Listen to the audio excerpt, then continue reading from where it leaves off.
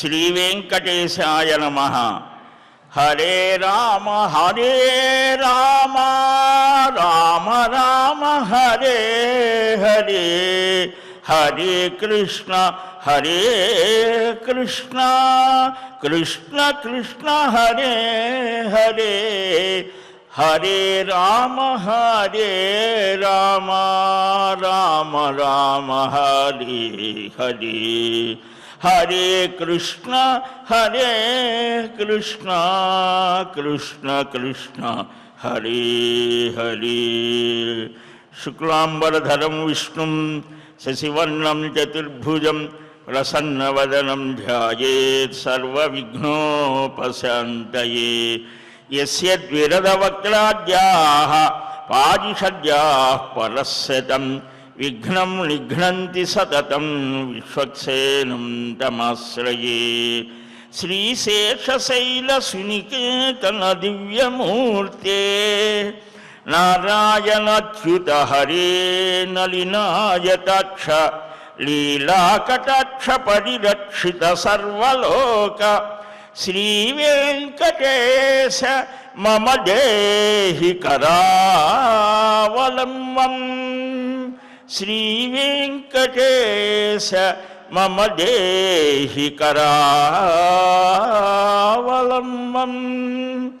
నారాయణం నమస్కృత్య నరం చైవ నరోత్తమం దేవీం సరస్వతీం వ్యాసం తతో జయముదీరయేత్.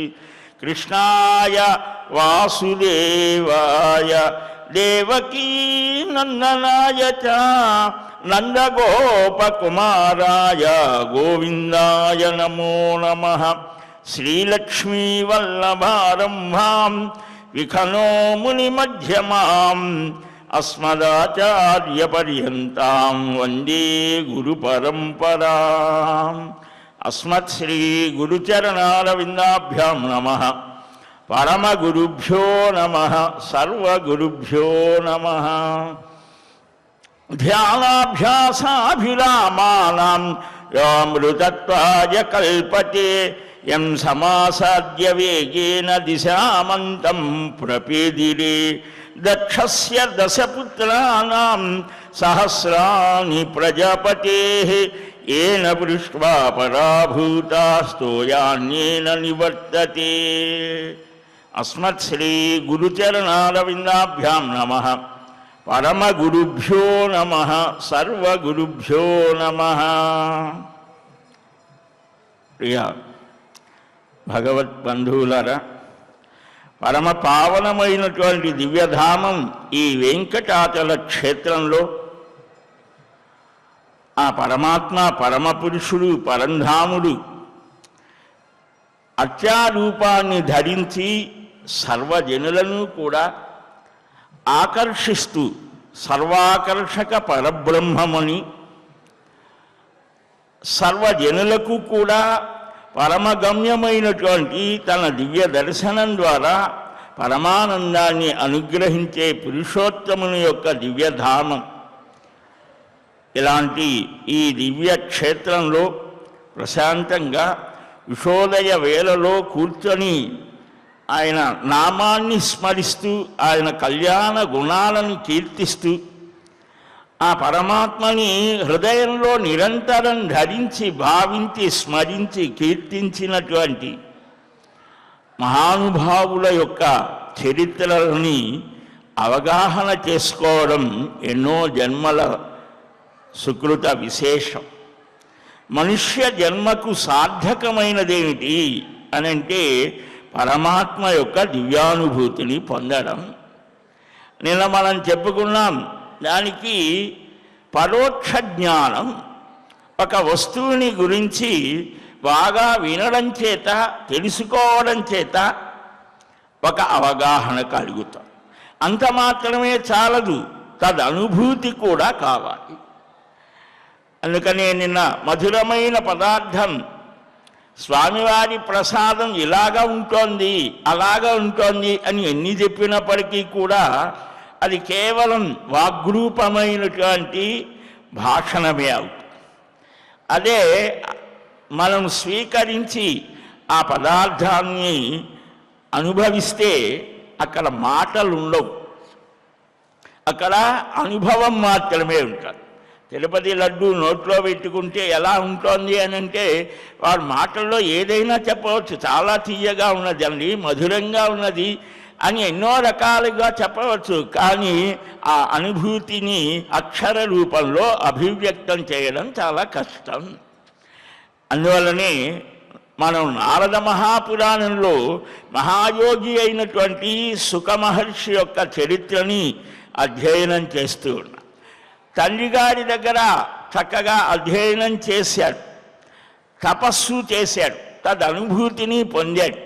కానీ నేను పొందిన అనుభూతి సమగ్రమైనదా కాదా పోల్చుకోవాలట. శాస్త్ర దృష్ట్యా మహాత్ముల యొక్క అనుభవాలను ఈ రెండింటినీ సమానంగా స్వీకరించే శక్తి అనుభవం ద్వారా వస్తారు. అందుకనే వ్యాస మహర్షి నీవు యోగశక్తి ద్వారా కాకుండా సామాన్యమైన స్థితిలో మాన అవమానాలను, సుఖ దుఃఖాలను, సమస్తమైనటువంటి ద్వంద్వాలను సహిస్తూ వెళ్ళమంట. ఆ హిమాలయాల దగ్గర నుంచి ఈ మిథిలా నగరం దాకా, అంటే నేటి బీహార్, అక్కడ దాకా ఆయన నడుచుకొని వచ్చాడు. దారిలో అనేకమైనటువంటి సన్నివేశాలు ఎదురైనా తన లక్ష్యాన్నించి చెలించలేదు. అందువల్లనే గురువుగారి కుమారుడైనటువంటి ఆ సుఖయోగికి ఉన్నతమైనటువంటి స్థానం ఇచ్చాడు, భవనాలు ఇచ్చారు, దానిలో సపర్యలు చేసేవారిని ఇచ్చారు.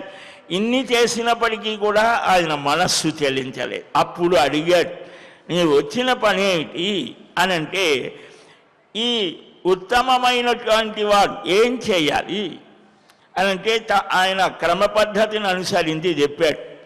ఆ తర్వాత ఈ బ్రహ్మత్వాన్ని పొందడం ఎలాగా అనేదాన్ని నా బిభేతి పరోజస్మాత్ నా బిభేతి పరాత్యయ, ఇతర ప్రాణులను భయపెట్టనటువంటి వాడు, తన వల్ల ఎవరికి ఏ భయం లేనటువంటి వాడు, ఏ వస్తువు కోరని అటువంటి వాడు, దేనిని ఎవరిని ద్వేషించనటువంటి వాడు బ్రహ్మభావాన్ని పొందుతాడు అని. ఎలాంటి వాడు ఈ బ్రహ్మభావాన్ని పొందుతాడనేటువంటిది నిన్న మనం చెప్పుకున్నాం. ఆయన బాలస్వభావం వల్ల కానీ, అంటే 24 సంవత్సరాలు నిండి 25 సంవత్సరాలు వచ్చాయి సుఖయోగికి. ఈ సమయం, ఈ 24 సంవత్సరాలకే ఆయన అధ్యయనం అయిపోయింది. 12 సంవత్సరాలు మళ్ళా తపస్సు చేశాడు, ఇన్నిటినీ సమగ్రంగా పొందాడు. క్రమంలో పోవాలా, లేకుంటే యదహ ప్రవ్రజేత్. కొంతమందికి పుట్టుకతోనే ఆ జ్ఞానం, యోగం, ధ్యానం అన్నీ కూడా సిద్ధిస్తాయి. మనకు అనేక విషయాల మీద మనస్సు చెలుస్తూ ఉంటుంది. కానీ మహానుభావులకు పుట్టుకతోనే ఆ జ్ఞానం, ఆ భక్తి, ఆ యోగం పరిపక్వ స్థితిని పొందుతాయి. అనేక జన్మలలో వారు చేసినటువంటి పుణ్య విశేషం వల్ల మనకు ఏదైతే ప్రాకృతికమైనటువంటి విషయాల మీద గాఢమైన అనురక్తి కలుగుతోందో, పరమాత్మ యందు అలాంటి పరమ ప్రేమ కలుగుతోంది పుట్టుకతోనే మహానుభావులకు.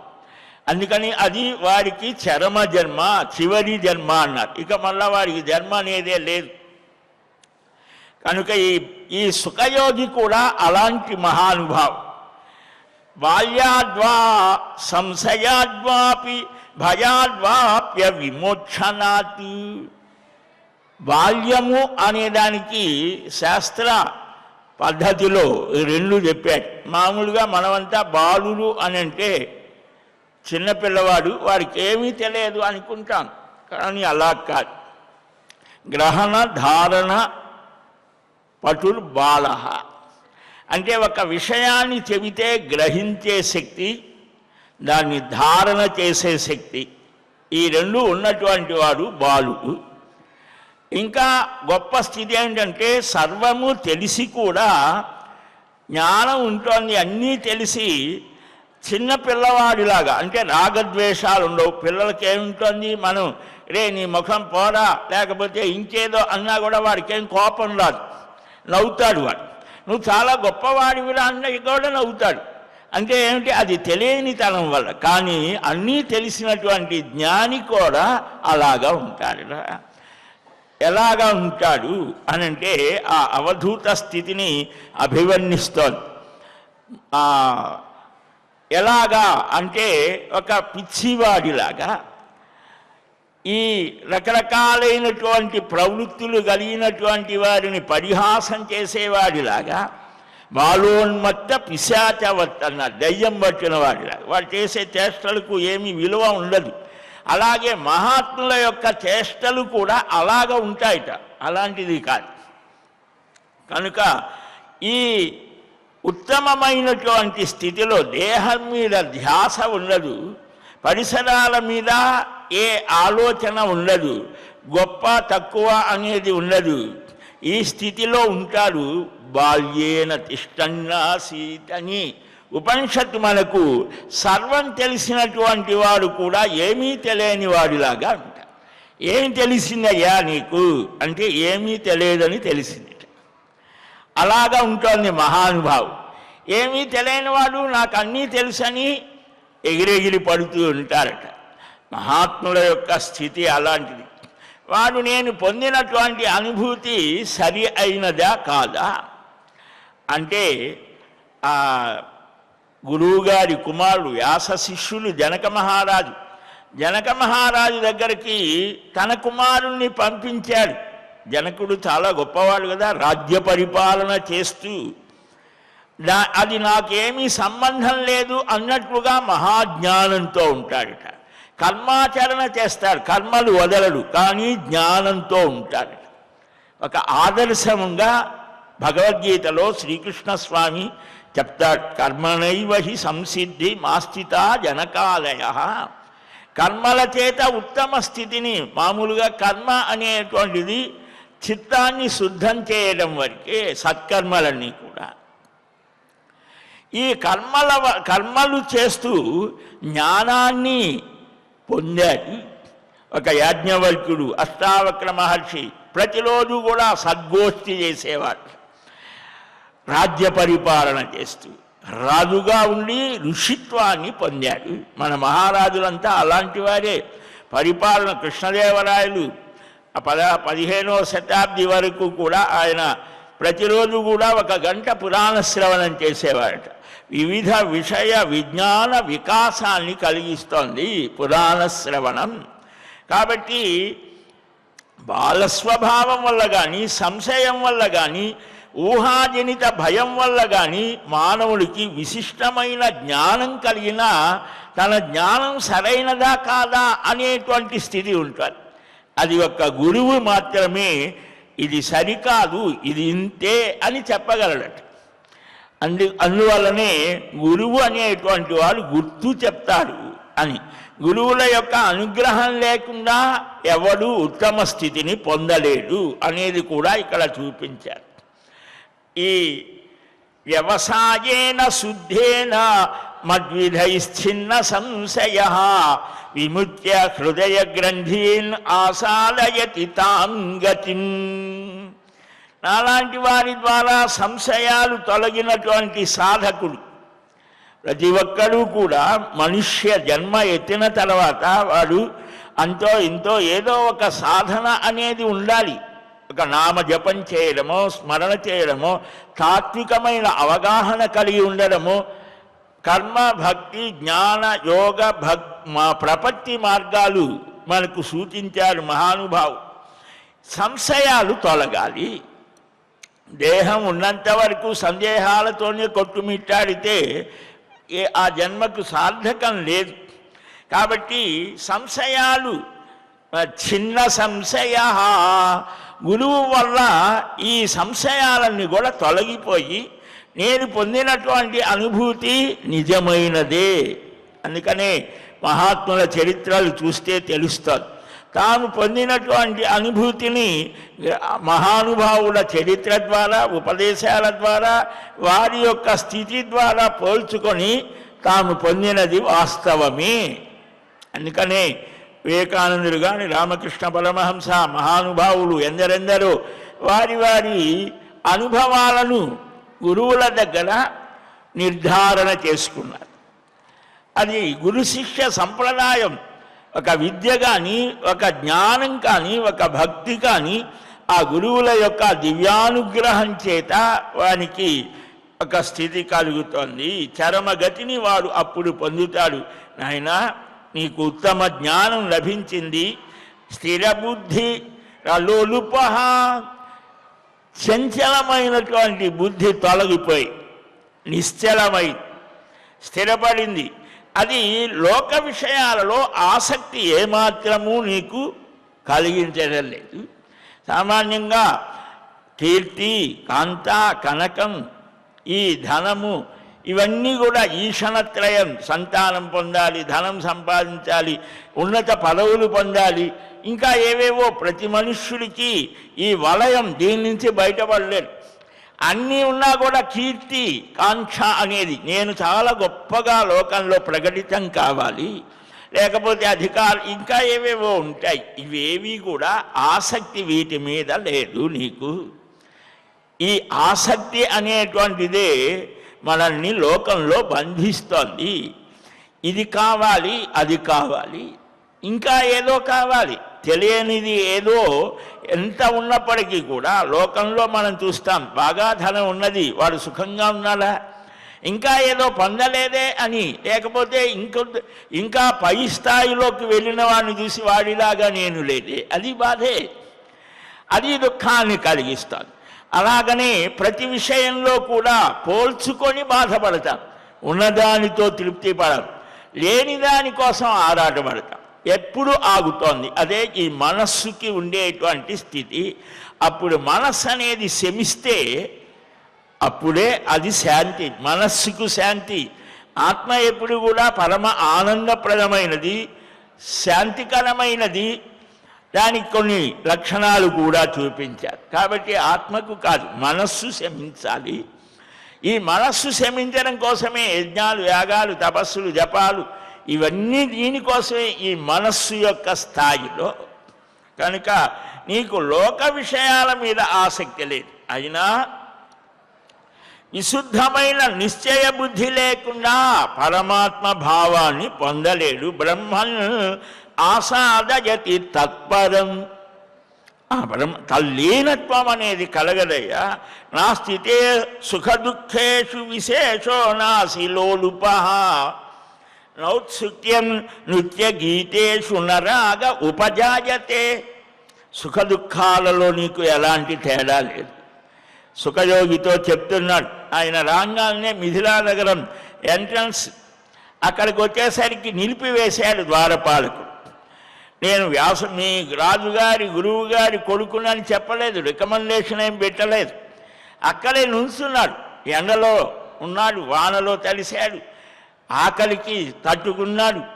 ఇదంతా పరీక్ష అన్నమాట జనక మహారాజ్. అప్పుడు అయ్యో పొరపాటు పడ్డాను స్వామి, రండి అని తీసుకొని వెళ్ళాడు. అక్కడికి వెళ్ళిన తర్వాత పెద్ద బిల్డింగ్ ఇచ్చేశారు. అన్ని ఏసీ రూములు, ఫోమ్ బెడ్లు, మనకి ఇవాళ ఏవైతే పెద్ద పెద్ద సూట్లు అంటుంటాం కదా, అలాగా ఏర్పాటు చేశారు. కానీ దానికి కూడా ఈయన ఏమీ మోహపడలేదు. ఆయన స్నానం ఏమిటో, ఆ సంధ్య ఏమిటో, ఆ జపం ఏమిటో, ఆ ధ్యానం ఏమిటో దాంట్లోనే ఉన్నాడు, క్రింద కూర్చున్నాడు. తనకు సహజ సిద్ధమైనటువంటిది ఏదైతే ఉన్నదో దానిని. అలాగనే నాట్యాలు చేశారు, పాటలు పాడారు. అదిగో ఇక్కడ ఇలాగున్నాయి, అక్కడ అలా ఉన్నాయని చూపించారు. మంచి అప్సరసల్లాంటి వాళ్ళు వచ్చి స్నానాలు చేయించారు, మంచి మంచి భోజనాలు పెట్టారు. కానీ ఇవేవి ఆకర్షించలేదు ఆయన మనస్సుని. ఏ ఇంద్రియ విషయాల మీద మనస్సులో రాగం కలగదు. అంటే రాగం అంటే అభిమానం, ఇది నాకు కావాలి. రాగము, ద్వేషం ఈ రెండే మనుష్యుల్ని పట్టి పీడిస్తాయి. నవగ్రహాలు, గ్రహాయత్త, లోకయాత్ర అని శాస్త్రం చెప్తోంది. నవగ్రహాలు మనుష్యుల్ని ప్రభావితం చేస్తూ ఉంటాయి, వాడి సుఖ దుఃఖాల యొక్క స్థితిని అని.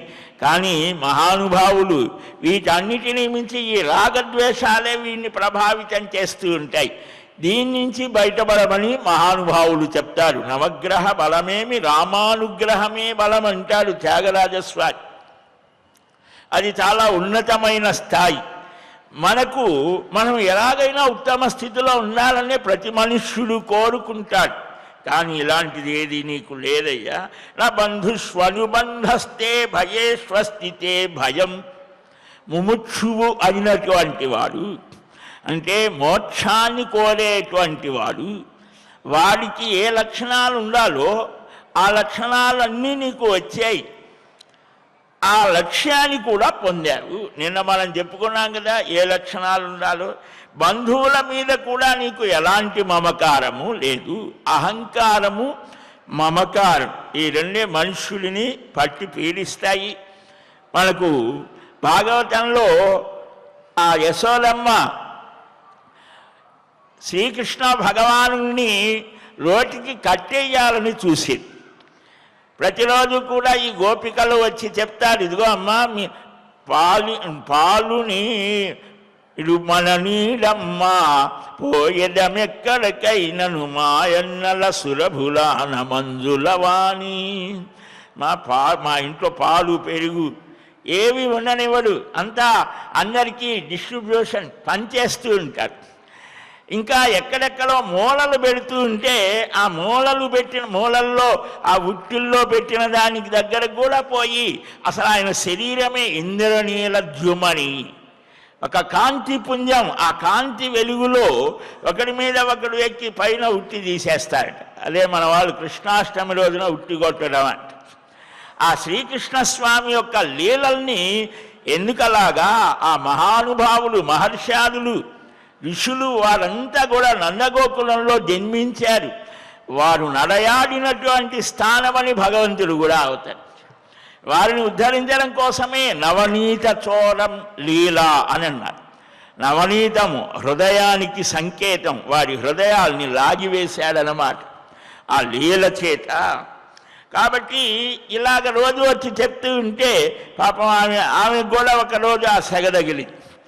ఏంటది, బాగా వెన్న చేస్తాను. బర్హాపీడం నటవరవపు కన్నయో కన్నికారం బిభ్రద్వాస కనక కపిశన్ వైజయంతించమాలాం.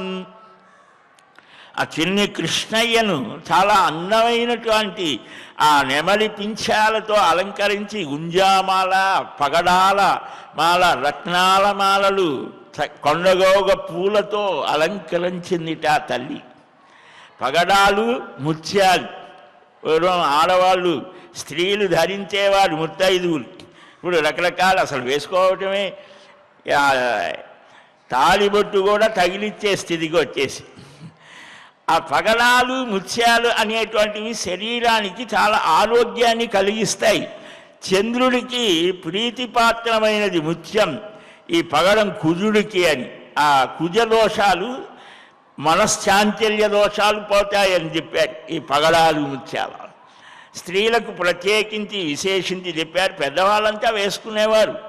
ఇప్పుడు పెద్దలు పనికిరారు కదా, మేమే పెద్దలమని, ఎవరికి వాడే పెద్ద. కనుక ఆ మాలలతో అలంకరించారట. ఆ చిన్ని కృష్ణయ్యకు పాలు ఇస్తూ ఉంటే పొయ్యి మీద పాలు పెట్టింది ఆమె. అవి పొంగిపోతూ ఉన్నాయి. అవి పొంగి పొరలిపోతూ ఉంటే పాపం కృష్ణుల్ని ప్రక్కన పెట్టేది. నన్ను వదిలివేసి అమ్మ ఇలాగ వెళ్తోందా? అప్పటిదాకా బాగా చిలికినటువంటి వెన్న తీసి ఆ కుండలో తేలుతోందిట మజ్జిగలో. ఆ కృష్ణ స్మరణ చేసేవారు, చల్లజేసేవారు. ఆ రాయి తీసి ఒక్క దెబ్బ కొట్టేశాడు, అవన్నీ పోయినాయి. ఆ వెన్న తీసుకున్నాడు, రోడ్డు తిరగవేశాడు. అక్కడ ఆ కోతులు ఉన్నాయిట, వానరులు. రామావతారంలో వాళ్ళే కదా పాపం, వాళ్ళకి నోట్లో పెట్టడం మొదలు. తల్లి వచ్చి చూసి నవ్విందాడు. అయినా సరే కొంచెం భయపెడదాము. 5 ఏళ్ల వరకు కూడా పంచవర్షాన్ని స్వామివతి, పిల్లల్ని 5 ఏళ్ల వరకు దేవుళ్ళలాగా చూడాలి. ఇప్పుడు 3 ఏళ్ళకే చెప్పుకోవచ్చారు. తర్వాత 10 వర్షాన్ని తాళయ్యి, 10 ఏళ్ల వరకు కూడా వాడిని కొంచెం భయపెట్టైనా కొట్టైనా ఏదో చేసి వాడిని సరైన మార్గంలో ఉంచాలి. ఆషోడశాత్ పుత్రం మిత్రవదాచరేత్. 16 ఏళ్ళు దాటిన తర్వాత ఒక స్నేహితుల్లాగా అడ్వైజ్ ఇవ్వాలి, అయితే వాడు మనల్ని కొట్టేస్తాడు. కనుక అంటే మనం ఇచ్చే తల్లిదండ్రులు ఇచ్చే సంస్కారాలే గురువు ఇప్పుడు ఎక్కడా కూడా కళాశాలల్లో కానీ విశ్వవిద్యాలయాల్లో కానీ పాఠశాలల్లో కానీ మన ధర్మం మన సంస్కృతి మన సంప్రదాయం చెప్పేది లేదు. ఇంట్లోనే ఏదైనా చెబితే వాడు చెబిటల్లా ఎందుకు వచ్చిన మనకు బాధ. ఇంకా వాడు ఏం చేస్తాడు, వాడు మనల్నే చూస్తాడు. మనం ఇవ్వకపోతే తల్లిదండ్రులను చూడాలి, గురువులను చూడాలి, దైవారాధన చేయాలి, ఇవి ఉండాలి. కొంచెం బెదిరిద్దామనుకున్నది, వెళితే చిక్కడు సిరికౌగిటిలో ఎక్కడ చిక్కడు ఆయన, అసలు చిక్కడు దొరకడంటారే అలాగా. ఎలాగో అమ్మ అవస్థ చూసి ఆ కొప్పున పెట్టుకున్న పూలు జారిపోతూ ఉంటే, చెమటలు గారుతూ ఉంటే ఆ అమ్మని చూసి బాధపడి పాపం కృష్ణయ్య పట్టుబడ్డాడు. ఏమిరా ఇలాగ చేస్తావా అని ఇంట్లో తాళ్ళన్నీ తీసుకొచ్చి ఒక రోటికి కట్టేయాలని చూస్తే ఎన్ని తాళ్ళు తెచ్చినా కూడా చాలలేదట. అంటే ఏమిటి, అంగుళం 2 అంగుళాలు తక్కువ అవుతుంది. ఏమిటి 2 అంగుళాలు అంటే మహానుభావులు చెప్పారు, అహంకారం మమకారం. ఇవి చాలా పెద్దది, అహం అనేటువంటిది, మమత్వం అనేది. ఈ రెండింటినీ ఎలాగ ఛేదించాలి, ఇది కూడా మహానుభావులు చెప్పారు. పట్టలేనంతగా అన్నీ నేననేటువంటి భావన ఒకటి. భగవంతుడికి నేను దాసుడిని, త్వద్భృత్య భృత్య పరిచారక భృత్య భృత్య భృత్యస్య భృత్య ఇతి మాం స్మరలోకనాథ. కులశేఖరుల వారు అంటారు, నీ దాసుడికి, నీ సేవకుడికి, సేవకుడికి సేవకుడికి నేను సేవకుడిని, నైత్యానుసంధానం. దాంతో అయినా సరే ఈ అహం మమత్వాన్ని జయించవచ్చు అని చెప్పారు. అన్నిటిలో ఉన్నటువంటి పరమాత్మ చైతన్యాన్ని దర్శించే స్థితి అయినా తెచ్చుకో, సర్వం విష్ణుమయం జగత్తు. కాబట్టి నీకు మమకారం అనేది లేదు, అహం అసలే లేదు. అహం అనే దానికి వేదాంత శాస్త్రంలో చెప్పేటువంటి ఆ అహం వేరు. ఇక్కడ మామూలు గర్వం అని భయాన్ని కలిగించే, భయేష్వస్తి తే భయం, భయాన్ని కలిగించేటువంటి వాటి వల్ల కూడా నీకు భయం లేదు. తుల్యలోష్టాస్మ కాంచనం సమలోష్టాస్మ కాంచన, భగవద్గీతలో చెప్పిన మాట ఇక్కడ కూడా చెప్తాను. మట్టి బిడ్డ, రాతి ముక్క, బంగారు కణిక ఇవన్నీ సమానంగానే చూస్తాయి. ఇవన్నీ భూమి యొక్క వికారమే. మూలతత్వం తెలిసిన వాడికి మోహం కలగదు. కనుక మనకు అమ్మో బంగారం చాలా విలువ, రత్నాలు చాలా విలువ, రాతి ముక్కలు ఇది దేనికి పనికిరాదు. ఈ జ్ఞానం మనకున్నది, వారికి లేదు. అందుకనే మహానుభావులు రెండింటినీ కూడా చూసి, అంటే లక్ష్మీ స్వరూపమని నిరసించరు. ఈ వికారం అంటే మార్పు అని, భూమిలో నుంచి వచ్చినటువంటి ఈ ఖనిజాలన్నీ కూడా భూవికారములే అని భావన చేస్తారు. అమ్మా అహం త్వామను పశ్యామి ఏ చాప్యన్యే మనీషిణః ఆస్థితం పరమం మార్గం అక్షయం తమనామయం. నేను ఇతర విద్వాంసులు నిన్ను అక్షయమైనటువంటి అనామయమైనటువంటి ఉత్తమ మార్గంలో ఉన్నావు అంటే మోక్ష మార్గంలో ఉన్నావు.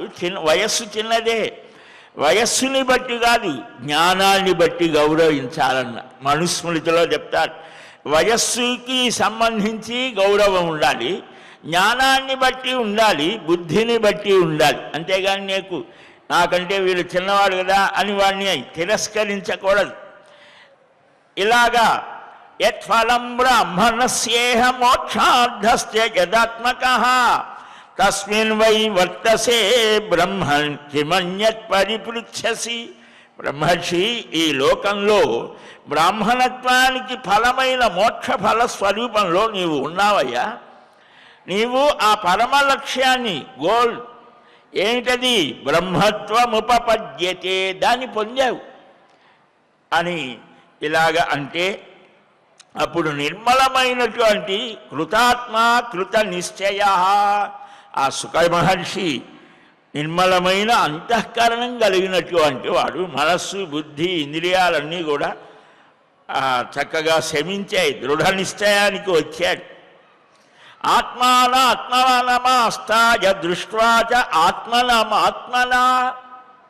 ఆత్మ అనేటువంటి దానికి 10 అర్థాలని చెప్పుకున్నాం కదా. ఇక్కడ మనస్సు, శరీరం, బుద్ధితో ఆత్మలో స్థిరుడై ఆత్మసాక్షాత్కారాన్ని పొంది కృతార్థుడయ్యాడు.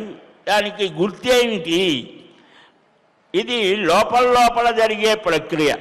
మరి బాహ్యంగా ఎలాగ తెలుస్తోంది అంటే, ఆ ఆత్మానుభూతి పొందినటువంటి వాడి ముఖం పరమానంద స్థితిలో ఉంటుంది. మనవాడు పాస్ అయ్యాడా లేదా వాడు చెప్పక్కర్లేదు. అయితే వాడే ఎగురుతూ గంతులు వేస్తూనో లేకపోతే ఆహా అంటూనే వస్తాడు కదా. ఎరా ఏమైంది అని అడగక్కర్లేదు. అలాగా మహాత్ముల యొక్క వర్చస్సు, ముఖంలో ఒక ఆత్మ తేజస్సు, పరమానందకరమైనటువంటి స్థితి, పరమ శాంతమైన స్థితి, ఉద్వేగాలు లేకుండా అనుద్వేగకరం వాక్యం. గీతలో చెప్తారు కదా, ఉద్వేగరహితమైనటువంటి స్థితిలో ఉంటారు. మహత్తరమైనటువంటి శాంతిని అనుభవిస్తూ, శాంత తూష్ణీం ప్రాయాదుదన్ముఖ, తాను పొందినటువంటి అనుభూతి సత్యమైనదే. మహాత్ముల యొక్క చరిత్రల్లో కూడా వస్తాను. ఒక మంత్రజపమో నామజపమో చేసినటువంటి వారు ఒక గొప్ప జ్యోతిర్మయమైన స్వరూపాన్ని చూసి, తమ ఇష్టదైవం దానిలో ఉన్నట్లుగా చూసి, ఇంకా ఇలాంటి దివ్యానుభూతులు పొందితే ఇది ఏమిటి ఈ పొందినది అని మహాత్ముల దగ్గరకు వెళ్ళి తాము పొందినటువంటి అనుభవాన్ని బేరీజు వేసుకొని తాము ఉత్తమ స్థితిని పొందాము అని దాన్ని నిరంతరం పొందడానికి ప్రయత్నం చేసేవారు. అలాంటి వాళ్ళు చరిత్రలో మనకు చాలామంది కనిపిస్తారు. ఇక్కడ సుఖయోగి కూడా తాను వచ్చిన పని అయిపోయింది, మరలా ఉత్తర దిక్కుగా వాయువేగంతో వెళ్ళాడు. హిమవత్ పర్వతానికి వచ్చాడు. అక్కడంతా అప్సరసలు నృత్యం చేస్తూ ఉంటారు. వేల కొలది కిన్నెరలు నాట్యాలు చేస్తూ ఉంటారు. ఆ ఖగరాజు గరుత్మంతులు నిత్యం అక్కడ సంచరిస్తారు. లోకపాలకులు, దేవతలు, ఋషులు, రాజర్షులు, బ్రహ్మర్షులు సర్వలోకాలకు మేలు చేయాలని ఆకాంక్షిస్తూ ఉంటారు. అస్త్యుత్తరస్యాం దిశి దేవతాత్మ హిమాలయో నామనగాధిరాజా. కాళిదాస అంటారు, ఆ హిమాలయం అది ఈనాటికి అనేక మందిని ఆకర్షిస్తూ ఉంటారు. మహాయోగులు, జ్ఞానులు అక్కడ నిరంతరం ధ్యాన తపాదులు చేస్తూ ఉంటారు. అక్కడ తపస్సు చేస్తూ ఉంటారు. అక్కడికి వెళ్ళాడట.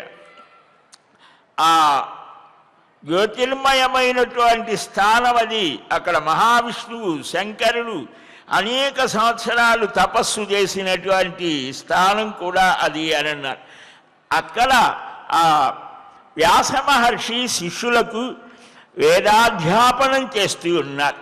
తపోమూర్తి ఆ వ్యాస మహర్షి శిష్య పరివృతులై ఉన్న ఆశ్రమంలోకి, అంటే తండ్రి గారి దగ్గరకు వచ్చారు. మళ్ళా సుఖయోగి అరణీ సంభవుడైనటువంటి నిర్మలమైన అంతఃకరణంతో ఉన్నటువంటి ఆ మహానుభావుడు, ఆ సుఖయోగి సూర్యుడిలాగా వెలుగొందుతున్నాడట. అగ్ని సూర్యుడిలాగా అన్ని వైపులా తన నుంచి ప్రసరించేటువంటి ఆ తేజపుంజాలను వ్యాపింపజేస్తూ వచ్చే కుమారుని చూశాడు.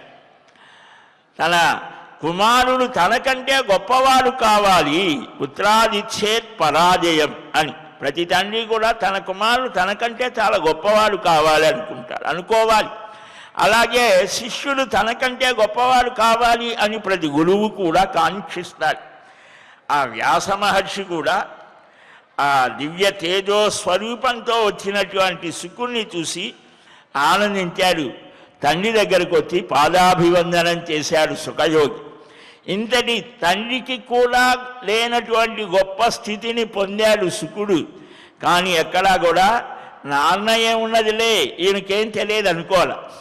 సహజంగా ప్రతివాడు కూడా తండ్రి కంటే నేను చాలా గొప్పవాడిని అని భ్రమిస్తూ ఉంటాడు. ఆ తండ్రి లేకపోతే నువ్వెక్కడున్నావురా?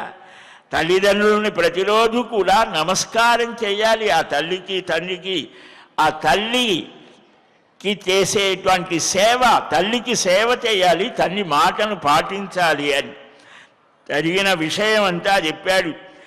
సరే, శిష్యులకు ఆయన అధ్యాపనం చేస్తూ ఉన్నాడు, వేదాన్ని చక్కగా ఉపదేశిస్తూ ఉన్నాడు. ఆ సమయంలో ఏం జరిగింది అనేటువంటి ఇంకా చాలా విస్తృతమైనటువంటిది ఆ సుఖ చరిత్రని మనం చక్కగా గ్రహిస్తే మనం ఎలాగా ఉండాలో తెలుస్తాడు. ఇంతటి గొప్పవాడయ్యాడు కనుకనే మహాభాగవత వక్త అయ్యాడు. ఆ భాగవతాన్ని, భగవత్ కథలని చక్కగా చెప్పాడు కాబట్టి వెంకటేశ్వర స్వామి తన కళ్యాణోత్సవానికి ఆకాశ మహారాజుల ద్వారా వచ్చినటువంటి లేఖను ఆయన ద్వారా అందుకొని ఆయన సందేశాన్ని చక్కగా అనుగ్రహించాడు. మనకు వైశాఖ శుద్ధ దశమి శ్రీనివాస కళ్యాణం, పద్మావతి పరిణయము అనేటువంటిది జరిగినది అని భవిష్య పురాణం చెప్తోంది. దానికి సుఖయోగి ఈ తిరుచానూరులో ఆయన ఆశ్రమం, అక్కడ బలరామకృష్ణులు ఉన్నారు, పద్మావతి అమ్మవారి ప్రక్కనే ఉంటారు. ఆయన ఆరాధించినటువంటిది ఛాయాసుకుడుగా అక్కడ ఉన్నాడని చెప్పడం జరుగుతోంది. ఆ విశేషాలు మరలా క్రమంగా గ్రహిద్దాం. శ్రీవారి దివ్యానుగ్రహం చేత సర్వ మానవులకు కూడా ఇలాంటి ఆ సుకుడి లాంటి ఉత్తమమైనటువంటి భక్తి, జ్ఞానం, వికాసం కలగాలి అని ఆ దేవదేవుణ్ణి ప్రార్థిద్దాం.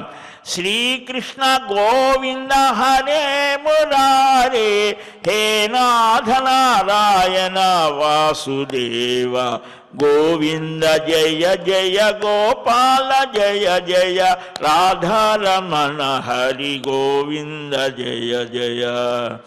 హరే రామ రామ రామ హరి హరి, హరే కృష్ణ కృష్ణ కృష్ణ హరే హరే.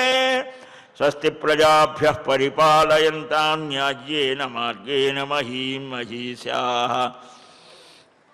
గోబ్రాహ్మణేభ్యः శుభమస్తు నిత్యం. లోకాः సమస్తాः సుఖినో భవంతు. కాలే వర్షతు పర్జన్యः పృథివీ సస్యశాలిని. దేశోऽयं క్షోభరహితో బ్రాహ్మణాः సంతు నిర్భయాः. అపుత్రాः పుత్రిణः సంతు పుత్రిణः సంతు పౌత్రిణः. అధనా సధనా సంతు జీవంతు శరదాం శతం. శ్రియః కాంతాయ కళ్యాణ నిధయేర్ధినాం. శ్రీవేంకట నివాసాయ శ్రీనివాసాయ మంగళం. బలం విష్ణోః ప్రవర్ధతాం. సర్వం శ్రీకృష్ణార్పణమస్తు. ఏడుకొండలవాడ వెంకటరమణ గోవింద గోవింద గోవింద గోవింద.